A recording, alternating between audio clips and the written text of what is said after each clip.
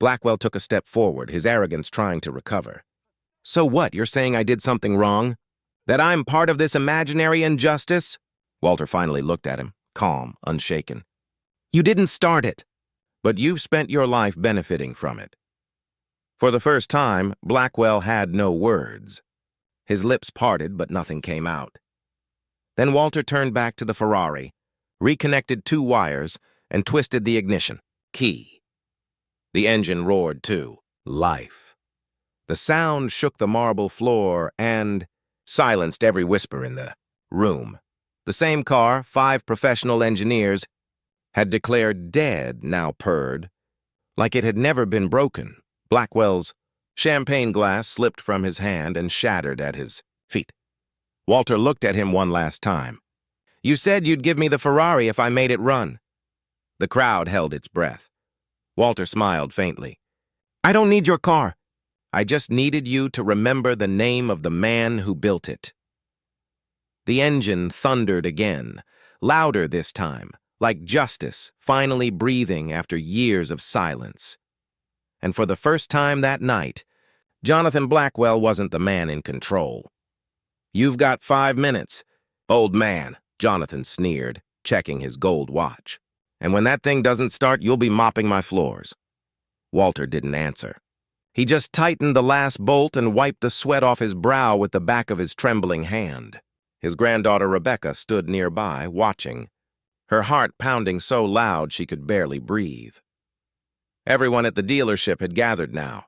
Mechanics, rich guests, even the valet boys had stopped working. The courtyard buzzed with whispers. Why's he even trying? One man muttered. He's gonna embarrass himself, another said with a smirk.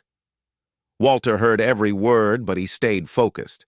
His hands moved with the precision of someone who had done this 1,000 times before. Every click of a wrench, every turn of a screw echoed against the marble floor. Jonathan leaned closer to one of his engineers and whispered, He's delusional. That car's a corpse. No one can bring it back. Walter closed the hood slowly. The air grew heavier, as if the world itself was holding its breath. He turned the key halfway. The dash lights flickered weakly and died. Laughter burst across the room. Jonathan clapped mockingly. That's it? I almost felt sorry for you. Walter didn't look up. Not yet. He reached into his pocket, pulled out a small old keychain with a faded emblem, the same one etched inside the Ferrari's engine casing. A relic from the days when he was still one of the top engineers at Denhurst Motors, before the company erased his name from their records. He inserted the key again. This time, his voice was quiet but strong. You'll hear her speak now. He turned the key. The silence shattered. The engine coughed once, twice, then roared to life with a deep, thunderous growl that shook the windows. The crowd flinched. Mechanics stared in disbelief. Rebecca gasped, tears flooding her eyes. Grandpa? You did it. Jonathan froze. His jaw tightened, his face pale. That's not possible, he muttered. This car was declared unfixable. Walter finally looked up, eyes steady, voice calm. Machines never lie. Only men do. The engine purred beneath the gleaming red hood, smooth, powerful, perfect. Every beat of that machine was proof of the truth Jonathan had tried to bury. Guests began whispering, some in awe, others in shame. The same people who laughed minutes ago now avoided eye contact. Walter took a step back, his voice cutting through the hum of the engine. You said I could have the car if I made it run. But I don't want your Ferrari, Mr. Blackwell. I just wanted you to remember who built it. Jonathan's hand trembled as he took a step back, his empire of arrogance cracking right before his eyes. And in that roaring sound, that heartbeat of steel and fire, the world finally heard the voice of a man it had long tried to silence. The engine spoke, and it spoke his truth. Get this man out of my sight! Jonathan roared, his voice shaking the glass walls of his office. Papers flew, coffee spilled, and every employee froze where they stood. Walter didn't flinch. His old hands rested calmly on the table, rough and oil-stained, a stark contrast to Jonathan's manicured fingers gripping a crystal pen. "You humiliated me in front of my investors," Jonathan hissed. "You think one stupid engine makes you special?" Walter's voice was quiet, but it carried. "It's not the engine that made me special, son. It's the truth you tried to bury." The word son hit harder than a punch. Jonathan's face turned crimson. He slammed his hand on the desk. "Don't call me that again." Outside the office, employees pretended to work but couldn't help sneaking glances through the glass. The air buzzed with whispers. The old man who fixed the Ferrari, the boss who lost control. Walter rose slowly, his eyes calm but burning with something fierce. "You think power means money, titles, and cameras. But real power, real legacy, is built by those whose names you erased." Jonathan laughed bitterly. "Legacy? You were a mechanic, a nobody." Walter stepped closer, his tone sharp now. "I built the first prototype of that Ferrari engine, the same one your father claimed as his own." Jonathan froze. His lips parted, but no sound came out. Walter continued, his voice steady, each word cutting deeper. "Your father didn't invent it. I did, and I trusted him because he promised to make it ours. Instead, he took everything, the patent, the credit, even my future." Silence. Then a faint tremor in Jonathan's voice. "You're lying." Walter reached into his coat and placed a small leather notebook on the desk. Worn, faded, but stamped with the same signature engraved inside the Ferrari's hood. "You can erase a name from paper," Walter said softly, "but not from steel." For a long moment, Jonathan stared at the notebook. His reflection wavered on the polished desk, split between guilt and pride. Finally, he muttered, "Why now?" Walter's answer was simple. "Because I've stayed quiet too long." He turned to leave. The security guard stepped forward, waiting for Jonathan's signal. But Jonathan didn't move. Walter paused at the door and said without looking back, "When lions wake, even kings learn to tremble." The door closed behind him. Jonathan stood frozen, the growl of that engine still echoing in his head, louder now than ever before. And for the first time in his life, the man who thought he ruled everything felt fear. "Mr. Blackwell, you might want to see this." The assistant's voice trembled as she burst into Jonathan's office. He looked up from his desk, irritated, scrolling through messages from investors demanding answers. "What now?" he snapped. She swallowed. "The video, it's gone viral." Jonathan frowned. "What video?" She hesitated. "The one from the garage. The one where you mocked Walter Johnson? Before he fixed your Ferrari." The color drained from Jonathan's face. He grabbed the remote and turned on the wall screen. Within seconds, the headline flashed across every news outlet. "Mechanic humiliated by billionaire restores Ferrari in front of live crowd and reveals hidden truth." The video played shaky phone footage from one of the guests. It showed Jonathan laughing, pointing at Walter like a fool performing on command. Then silence, the moment Walter turned the key and the broken Ferrari roared to life. The crowd's laughter turned to gasps, then applause. Jonathan's jaw tightened as he watched himself smirk on screen. Every cruel word replayed, every arrogant gesture magnified. His empire, his reputation, built over decades, was unraveling in real time. Social media exploded. "Man's a legend," one comment read. "Respect to Walter Johnson, the real genius." "Black excellence." Humility wins again. Jonathan switched off the screen, but the silence felt louder now. Meanwhile, in a small diner across town, Walter sat quietly by the window. A TV above the counter replayed the same footage. Customers gathered around, clapping as they realized who he was. "That's him," someone whispered. "The old man who fixed the car." Walter gave a humble smile and went back to his coffee. For him, the victory wasn't about fame. It was about dignity. Back in the boardroom, Jonathan's PR team scrambled. "We can spin this," one said quickly. "Maybe say it was a social experiment." Jonathan slammed his fist on the table. "You can't spin truth. The room went dead silent.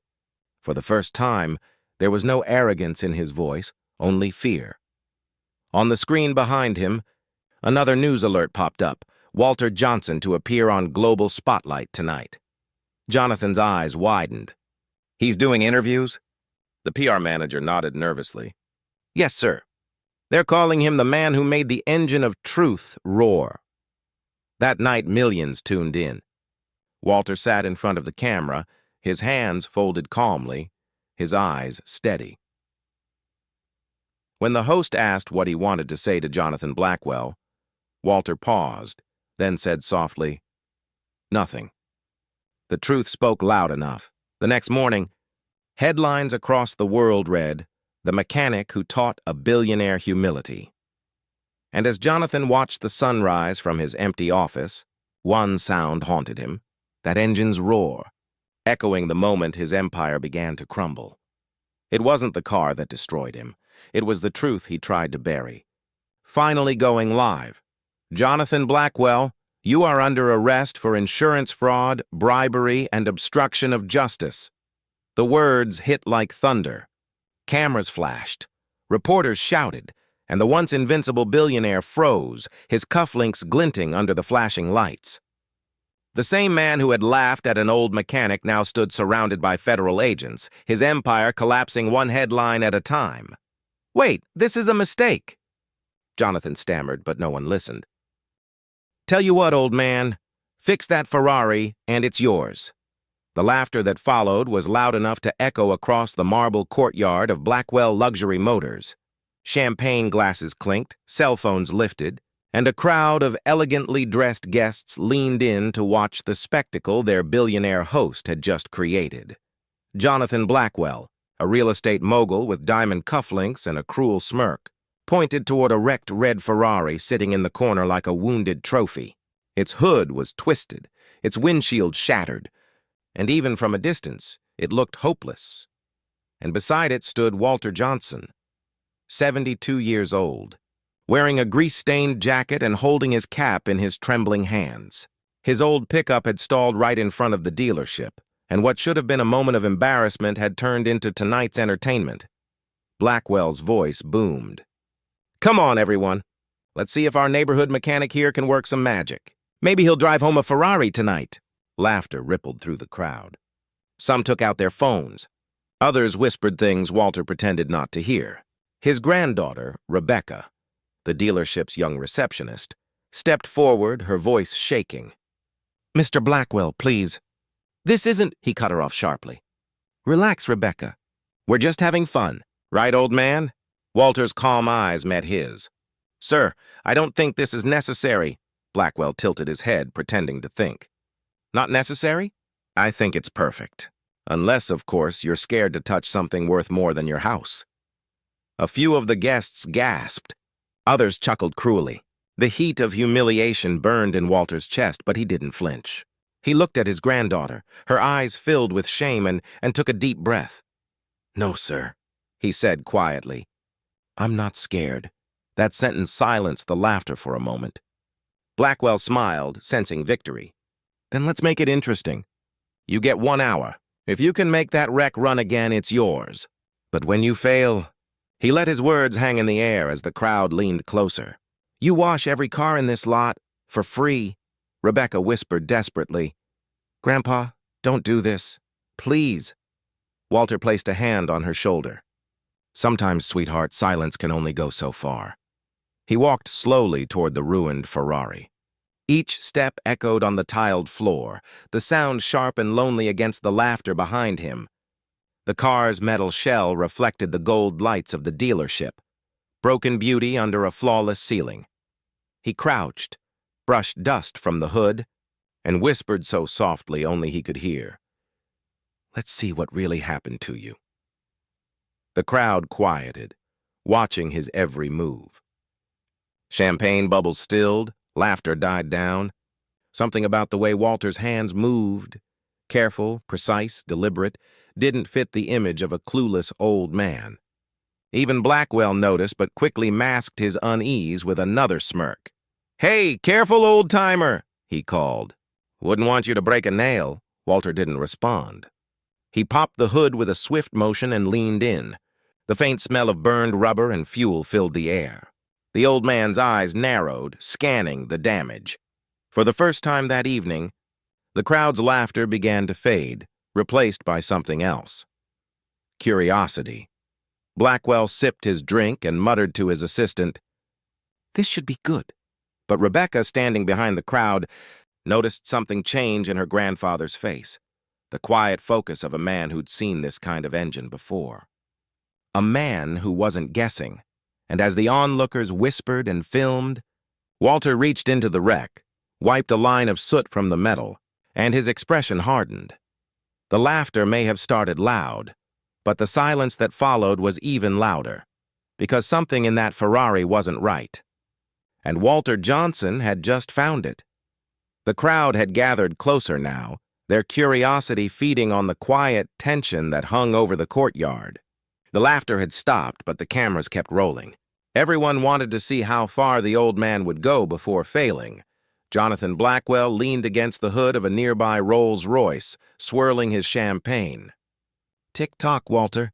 Don't tell me you're already lost." Walter didn't answer. His hands moved with calm precision as he lifted the Ferrari's hood. A hush fell over the onlookers. The soft click of his tools echoed against the marble tiles like the ticking of a distant clock. Each motion, steady, deliberate, contradicted the idea of a man out of his depth. Rebecca stood behind the rope line, wringing her hands. She wanted to scream, to stop him, but something in her grandfather's calm made her hesitate. He wasn't flustered. He wasn't guessing. He was studying, Walter muttered under his breath, almost to himself. "This engine, it's not dead. Someone killed it." A mechanic from the dealership overheard and laughed. "That thing's been dead for months, old man. 5 of us tried. You won't even get it to blink." Walter gave no reply. He simply traced his fingers along the engine block, pausing at a melted wire. His eyes narrowed. He checked again, slower this time. There was something unnatural about the damage. Too precise, too intentional. From behind, Blackwell called out, "Maybe you should stick to fixing lawnmowers, Grandpa. Ferraris are out of your league." Walter turned his head slightly, just enough to meet Blackwell's gaze. "You'd be surprised what I've worked on," he said quietly. The billionaire's smirk faltered for a split second. It was subtle, but Rebecca caught it. Then Walter stood, removed his jacket and rolled up his sleeves. His forearms, scarred from decades of work, gleamed under the dealership lights. The crowd leaned in as he reached for the wiring harness. The air grew still. Snap. The sound of a wire disconnecting broke the silence. Walter examined it, then another. He adjusted a coil, his movements so practiced they felt rehearsed.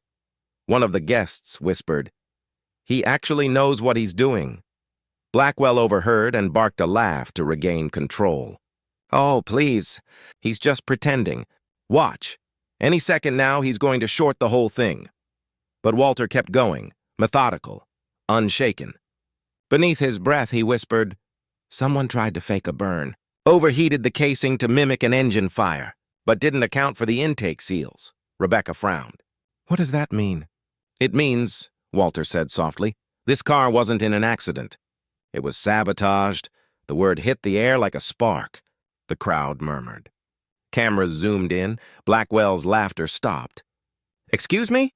Walter looked him dead in the eyes. "You heard me. Someone wanted this car to look wrecked, and whoever did it wasn't very smart about it." For a brief moment, the world seemed to freeze. The elegant guests glanced at each other, unsure whether to laugh or believe him. Then, from somewhere in the crowd, a voice whispered what everyone was suddenly thinking. What if he's right? Blackwell straightened, his charm cracking for the first time that night. "That's enough," he snapped. "Keep working, old man. Let's see if your story runs better than that engine." Walter smiled faintly and leaned back under the hood. "Oh, it will," he said. "Just give me a little more time."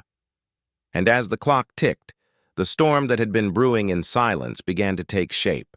One bolt, one truth at a time. "Who is this guy?" One of the mechanics whispered. No one had an answer. By now, the entire dealership had stopped pretending to sip champagne. Every eye was locked on Walter. The old black man who was calmly taking apart a $1 million Ferrari as if it were a puzzle only he could solve. The arrogance that once filled the air had turned into uneasy silence. Jonathan Blackwell's smirk was gone. He stood straighter, jaw tight, pretending to look bored. "Don't get too excited," he said, his voice sharper than before. "Anyone can look like they know what they're doing." Walter didn't even glance up. "Anyone can talk like they own the world," he murmured. "But that doesn't make it true." The words cut through the air like a blade. The crowd gasped softly, not used to seeing anyone talk back to Jonathan Blackwell, the billionaire who bought respect with money and silence with fear. Blackwell laughed, but there was no humor left in it. "You've got guts, old man." "I'll give you that," Walter smiled faintly. "I've got something better. Experience." He pulled out a small metallic chip from under the hood, burnt, fused to the casing. "This," he said, holding it up, "shouldn't be here." A mechanic stepped forward, squinting. "That's a fail-safe override module. Those are only found on prototype builds." The room shifted. Whispers rippled through the guests like wind through tall grass. Rebecca's eyes widened. "Grandpa, how do you know that?" Walter looked at her for a long moment, then at the car. His voice lowered, steady, controlled. "Because I built it," a collective gasp broke out. "Even the mechanics froze. You what?" Blackwell stammered, his voice cracking under disbelief. "I built this engine," Walter said, brushing a layer of dust from the frame like he was uncovering a memory. "Not this car, but the heart inside it. Back when I worked for a company called Denhurst Motors, before they sold it to people like you." Blackwell blinked, trying to piece it together. "That's impossible. Denhurst shut down years ago." "Yeah," Walter said quietly. "After they stole our patents, fired the black engineers, and erased our names from the records." The tension exploded. The once celebratory crowd now felt like a courtroom. Eyes darted between Walter and Jonathan, between truth and denial. Rebecca stepped closer, her voice trembling. "Grandpa, you were one of them? One of the designers?" Walter nodded slowly. "One of the few they let in. One of the many they threw out." The agents guided him toward the waiting black SUV as journalists hurled questions that cut deeper than any metal cuff ever could. "Is it true the Ferrari was never damaged? Did you fake the accident for insurance money? What do you have to say to Walter Johnson?" His name, Walter Johnson, echoed everywhere. The man Jonathan had tried to humiliate had become a symbol of truth. And Jonathan? The face of deceit. Inside his mansion, chaos reigned. Staff whispered, shredders hummed, and lawyers argued over who would turn on him first. His company's stock had plummeted overnight, banks were freezing accounts, and business partners were vanishing faster than the champagne bubbles he once bragged about. He looked out the window at the line of police cars stretching down his private drive. For the first time, silence filled his world, a silence louder than applause, heavier than gold. Across town, Walter sat on his porch, the evening sun warming his weathered hands. His granddaughter Rebecca stepped outside holding a phone. "Grandpa," she said softly, "they got him." Walter didn't smile. He just nodded, his eyes fixed on the horizon. "Justice," he said quietly, "has its own way of finding the truth." Moments later, a car pulled up. It was Lorenzo Benedetti, Ferrari's head engineer, fresh from Italy. He climbed out, walking toward Walter with open arms. "Maestro Johnson," he greeted in his thick accent. "It's time the world remembers who built its finest engines." That evening, Ferrari announced a scholarship in Walter's name, a fund for young engineers from underprivileged communities. Cameras captured Walter's humble reaction as he said, "I don't want statues. I want students." Meanwhile, in the city jail, Jonathan sat alone in a cold cell, staring at the wall. On the tiny TV above the door, news anchors praised Walter's brilliance and dignity. Jonathan whispered to himself, "How did it all turn so fast?" A guard passing by answered without looking at him, "Maybe you mocked the wrong man." The billionaire buried his face in his hands as the sound of the Ferrari engine, the same one Walter had resurrected, played faintly from the news footage. That roar, once a symbol of power, now echoed like judgment. Outside, the world moved on. Walter's story was inspiring millions, teaching that real greatness isn't loud or arrogant. It's steady, patient, and precise. And for Jonathan Blackwell, the lesson had come too late. His empire was gone, his name stained forever. But somewhere, in a quiet garage filled with young learners, an old man's hands guided the next generation, the same hands that once built legends, and restored the meaning of honor. Sir, it's alive. Those 3 words made everyone freeze. The roar of the Ferrari's engine filled the air, loud, pure, undeniable. The same car that 5 certified mechanics had sworn was beyond repair now purred like it had just rolled off the assembly line. Walter stepped back slowly, wiping the oil from his wrinkled hands. His movements were calm, almost sacred. Around him, silence fell over the crowd that had mocked him only hours ago. Their phones, once raised to record his humiliation, were now trembling in disbelief. Jonathan Blackwell, still standing in his tailored suit and diamond cufflinks, looked pale. "That's impossible," he muttered. What did you do?" Walter's eyes met his. There was no anger in them, only quiet truth. "I fixed what you broke, Mr. Blackwell, not just the car, but the lie you built around it." A murmur rippled through the audience. Someone whispered, "He fixed it." The old man actually fixed it. Jonathan forced a laugh, shaky and hollow. "Oh, come on. This is a setup." He probably had help. Walter didn't argue. He reached into his pocket, pulled out his phone, and tapped a contact. A voice answered in a deep Italian accent, loud enough for everyone to hear. "Walter Johnson? Is that really you, my friend?" The name caught everyone's attention. Lorenzo Benedetti, head of Ferrari Engineering, live on speaker. Walter smiled faintly. "Lorenzo, I need you to confirm something. The engine serial number on this Ferrari, does it match your old Maranello prototypes?" There was a pause, then Lorenzo laughed softly. "Of course it does. That engine bears your initials. You built it yourself, Walter. No one else could have." Gasps filled the air. Every pair of eyes turned toward Walter as Jonathan's face drained of color. Lorenzo continued, "And one more thing. Those heat marks on the block? Impossible. They were faked. Someone tampered with the engine." Walter locked eyes with the billionaire. "You hear that, Jonathan? Even the machine knows the truth." The crowd erupted, shocked whispers, phones recording, voices rising. Jonathan stumbled backward. You don't know what you're talking about." Walter calmly pressed another button. A recording played, Jonathan's voice, arrogant and unfiltered. "Who cares if it's real? The insurance payout will cover it. They'll never know." The dealership fell dead silent. The only sound was the Ferrari's steady hum, now a heartbeat of justice. Within minutes, the clip spread online like wildfire. Reporters outside the dealership were already broadcasting the story, Billionaire's Ferrari fraud exposed by retired engineer.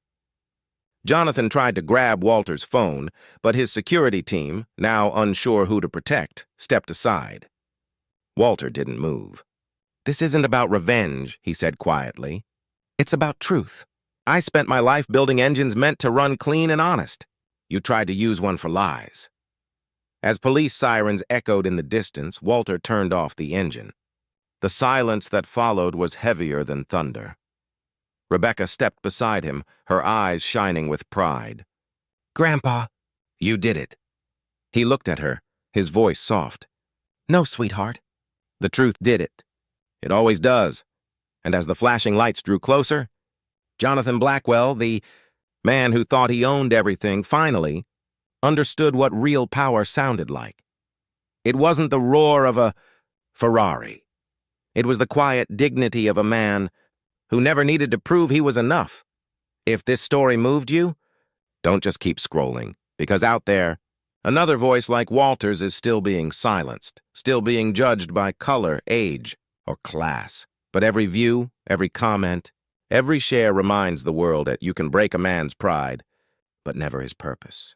So if this moment gave you chills, Hit subscribe to Black Voices, not just to hear stories, but to amplify them. To give power to every heart that's been ignored, every dream that's been doubted. Comment. I stand with dignity below if you believe our stories deserve to be heard. Because Black Voices isn't just a channel, it's a movement, and you are part of it.